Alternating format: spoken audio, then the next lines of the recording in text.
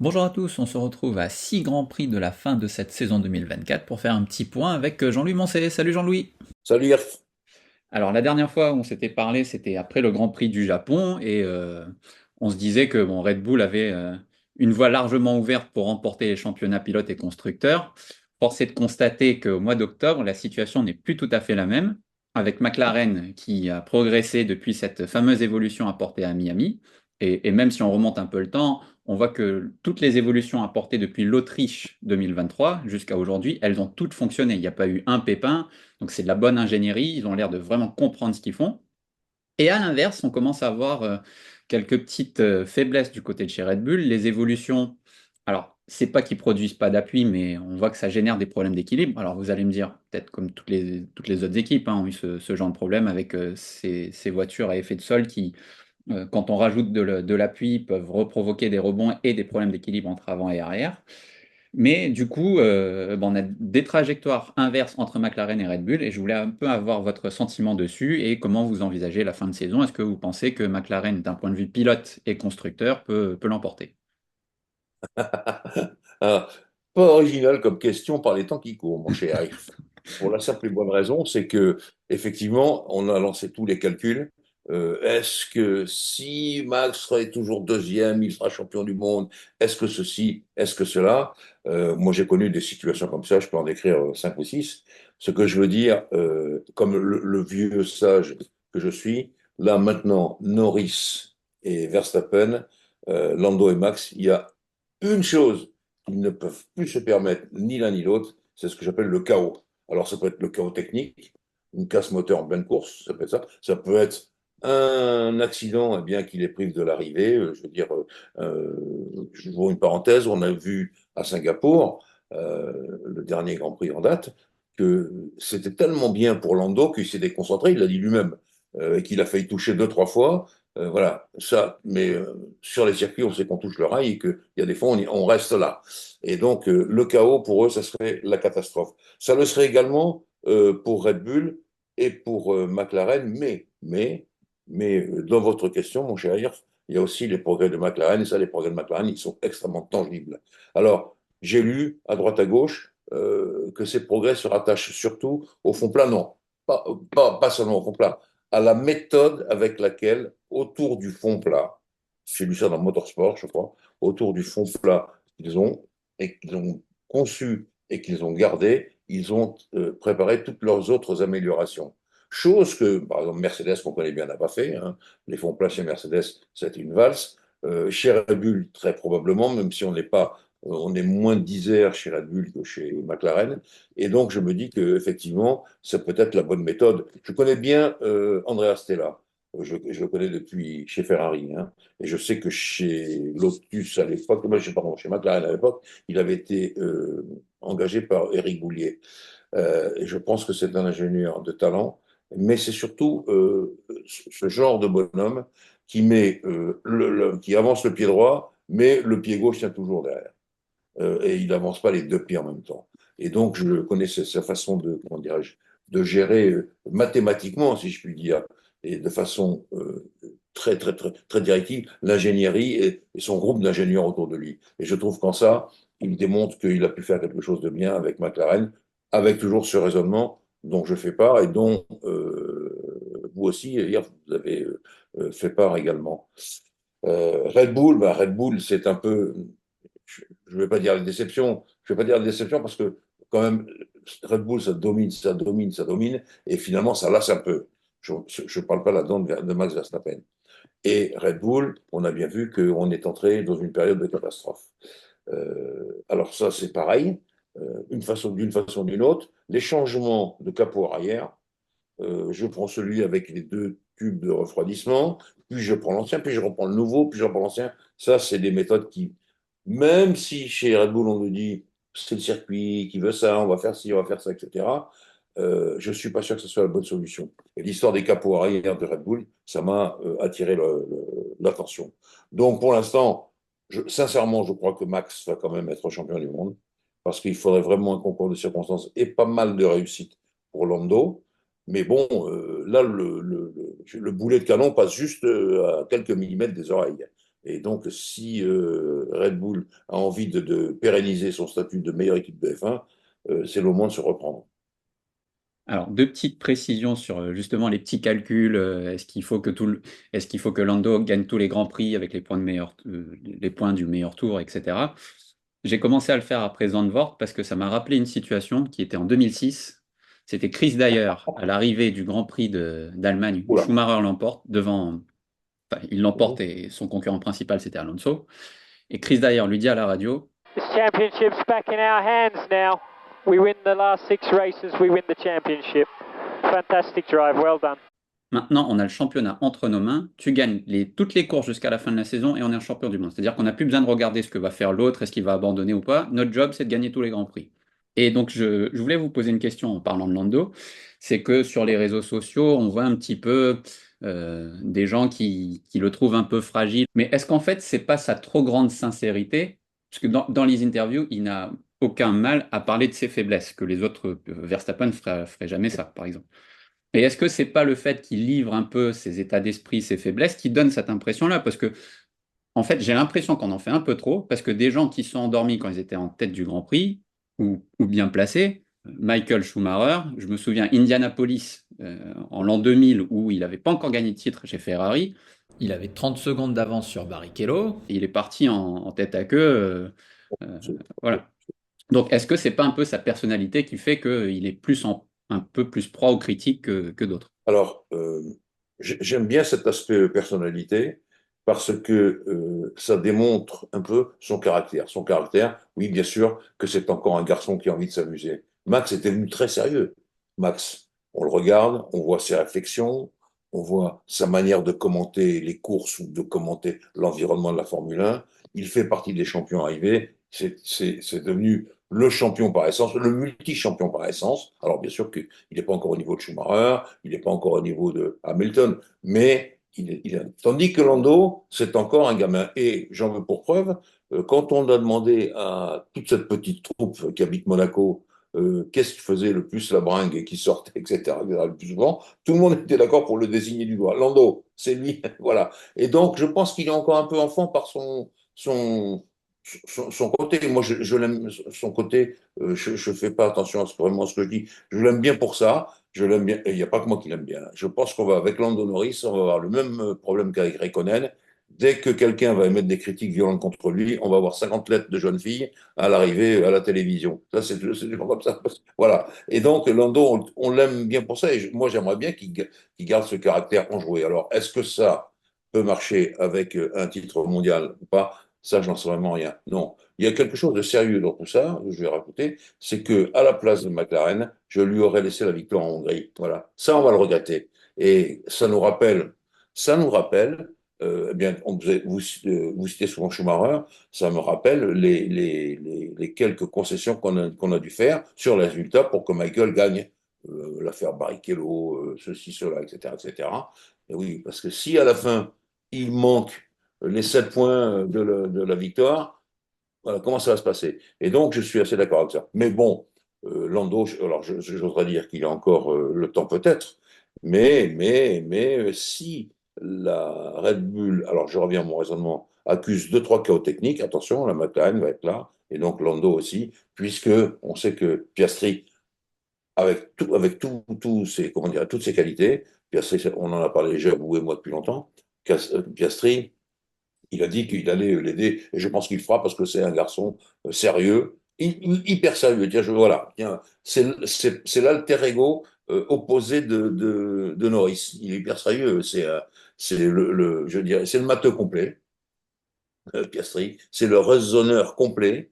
Euh, jamais enthousiaste, énervé, non, mais très fort dans la tête, et ça, on sait très bien que la maturité, il l'a déjà Piastri. Et donc, c'est ça qui fait son avantage. Mais bon, il a dit qu'il allait aider Lando, je crois qu'il le fera.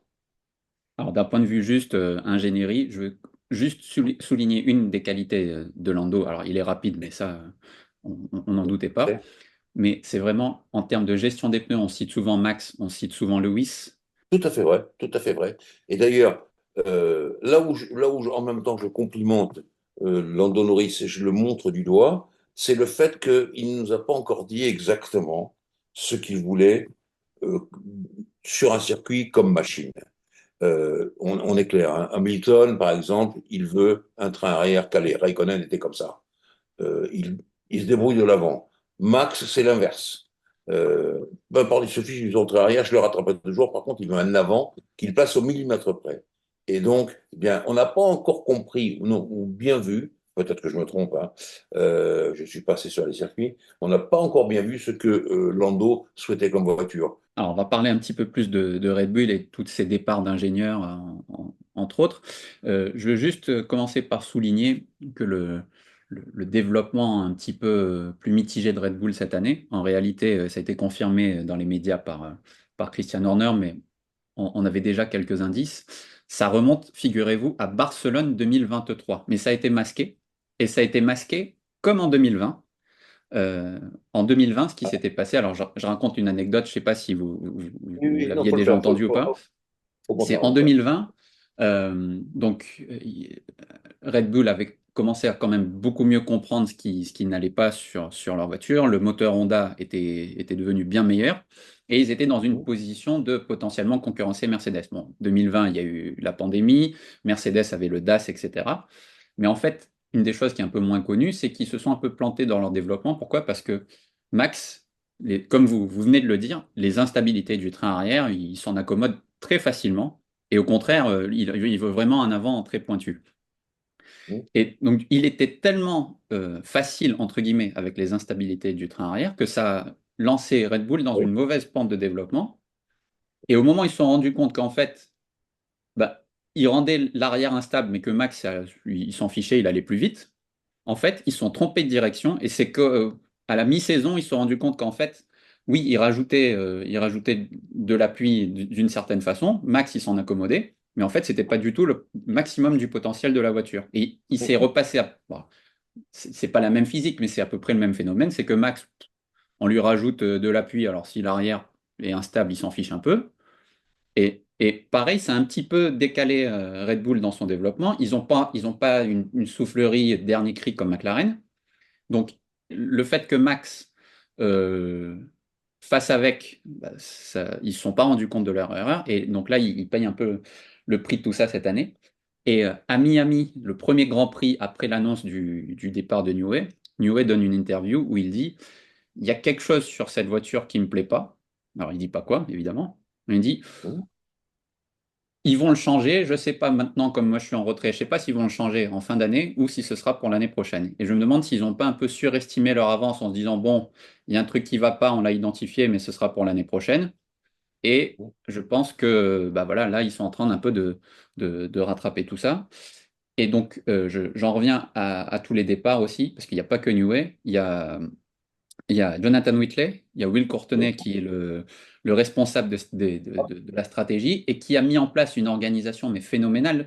Et donc, ils sont en train de perdre des éléments. Et donc, je voulais un peu avoir votre impression sur ces faiblesses de la voiture, ces départs. Est-ce que vous pensez que c'est dû à la situation de Horner en début d'année et comment vous voyez la suite? Bien, je crois que c'est un peu tout ça. Déjà, je vais revenir sur l'histoire de Max qui masque un peu les défauts de la Red Bull quand elle en a. Et c'est là qu'on a dit, tiens, Pérez nous avait dit que finalement c'est lui qui avait raison, etc. Ça pour parler peut-être un peu trop loin là-dessus.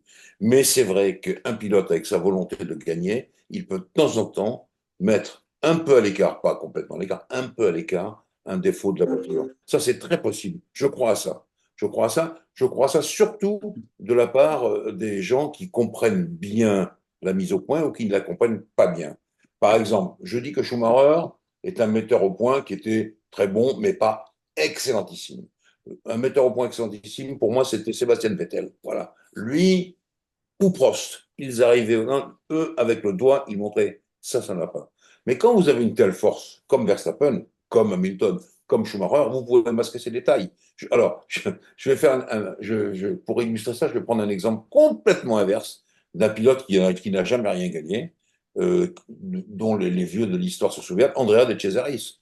Andrea De Cesaris, il s'auto-persuadait qu'il fallait aller dans cette direction-là, que c'était la meilleure, et si l'ingénieur disait quelque chose, Mais regarde mon chrono. Effectivement, il avait encore amélioré parce qu'il s'était lui-même persuadé que c'était la bonne voie. Donc ça, c'est les dangers. C'est des dangers pour tout ce que j'appelle la réflexion autour de la Formule 1, le boulot des ingénieurs qui travaillent nuit et jour, etc., etc. Et donc, je pense que Max a fait ça, c'est un peu vrai. L'exemple de 2023 est un peu vrai aussi, et même vrai. Donc, je comprends ce problème-là. Le départ des ingénieurs, ça, je pense que New Way avait autour de lui, non pas une cour, certainement pas. New Way, je sais bien que j'ai parlé avec de nombreux ingénieurs. Bon, mais comment il est, Adrien New Way? Parce qu'il n'avait pas une réputation d'enthousiasme et de sympathie excessivement débordante, hein, Adrien. Et donc, non, les ingénieurs me disaient, y compris ceux de Renault à l'époque où ça gagnait, non, mais c'est simple avec Adrien Newey. Si tu as quelque chose à dire de sérieux, il va t'écouter. Il va t'écouter. Tu ne peux pas le voir pour lui demander si la couleur est rouge ou rose. Ça, c'est impossible. Non, mais c'est vrai, c'était ça. Donc, peut-être que New Way, il avait autour de lui un certain nombre de gens, mais c'est vrai, et je suis quand même obligé de le dire, l'histoire du début de saison avec Christian Horner, ça a quand même interpellé pas mal de gens. En plus, je vais ajouter l'histoire, une histoire que m'a raconté mon vieil ami Irfan, qui me dit, mais on voit bien que Amanda, c'est pas Amanda, Oui, Madame c'est Niouet, ça. voilà, Amanda, elle a son mot à dire et tout. Bah oui, oui, peut-être que ça, c'est quelque chose qui me l'a assez déplu ou pas plus du tout même. Et donc tout ça réuni, ça fait qu'il y a des soucis. euh, et je suis obligé de dire, bien que ça fasse de la peine, ça m'arrache la langue, que Helmut Marko avait un peu raison et qu'il a vu ça arriver. Le papa de Max, Jos Verstappen, bon, il a eu lui aussi là-dedans une espèce d'influence, mais effectivement, ces problèmes-là, ils sont tellement visibles et tellement peut-être ancrés dans la maison que ça peut la mettre au tapis. Les spirales, on connaît les spirales ascendantes, hein, McLaren, on connaît les spirales descendantes, l'écurie Tyrrell par exemple, qui n'a fait que descendre, descendre, descendre. J'ouvre une autre parenthèse extrêmement importante. Là, ils ont eu quand même 4 semaines, je dirais, au soir de Singapour, le temps de rentrer. Tout le monde, ils ont eu presque 4 semaines, enfin, on va dire 3 vraies semaines, à travailler H24 7/7 sur les voitures. Donc, j'attends Austin en tapant du pied parce que je pense qu'on va avoir des trucs formidables. Et en même temps, comment dirais-je, le revêtement a changé, les bosses ont été effacés. Je parlais à mes copains moto pour l'émission Racing Stream où ils disaient mais les motards c'était un truc désespérant pour eux tellement c'était fatigant de conduire à Austin. Tout a changé donc on va bien voir. Donc je me frotte les mains en attendant Austin. Un dernier mot, et puis est-ce que vous pensez que le fait que Pérez soit maintenu, est-ce que c'est parce que au début de l'année, il a un peu pris la défense de Horner, du coup, qui le ménage un peu? Est-ce que c'est par rapport enfin, au sujet dont on a parlé tout à l'heure, c'est qu'en fait, là, il voit qu'ils ont un problème de développement sur la voiture, et que Verstappen, lui, de toute façon, les instabilités, il maîtrise plus que ce que les autres pilotes peuvent supporter. Et est-ce qu'ils se disent, vaut mieux qu'on ait une référence solide de Pérez qui est là depuis 3 ans et qui va nous donner une deuxième référence sur la voiture pour le développement? Il y a des Parce que- ingénieurs comme ça. Patrick Head, par exemple, Patrick Head était pour une absolue continuité. Il fallait qu'on ne pouvait pas changer les deux pilotes en même temps. Patrick Head. Il fallait absolument qu'il y en ait un qui reste pour pouvoir comparer, pour avoir les idées nouvelles, mais comparer en même temps. Donc, ça joue. Peut-être que Horner est de ce tempérament-là. Je vais rajouter autre chose, à ne jamais négliger. Je pense qu'au Mexique, Red Bull fait des performances extraordinaires, financièrement parlant, avec les produits dérivés, etc. Et que se priver de Pérez, ce serait problématique pour eux au niveau de la rentabilité. Donc ça veut dire que Pérez peut rester encore un peu. Jusqu'à la fin de l'année, après on verra. Quelque chose va se présenter peut-être qui changera la donne. Mais pour l'instant, on est. Et voilà pour ce premier épisode, restez connectés. Dans les prochains jours, nous publierons la suite de cette discussion en évoquant en vrac Alpine, l'arrivée d'Adrian Newey chez Aston Martin ou la réglementation 2026.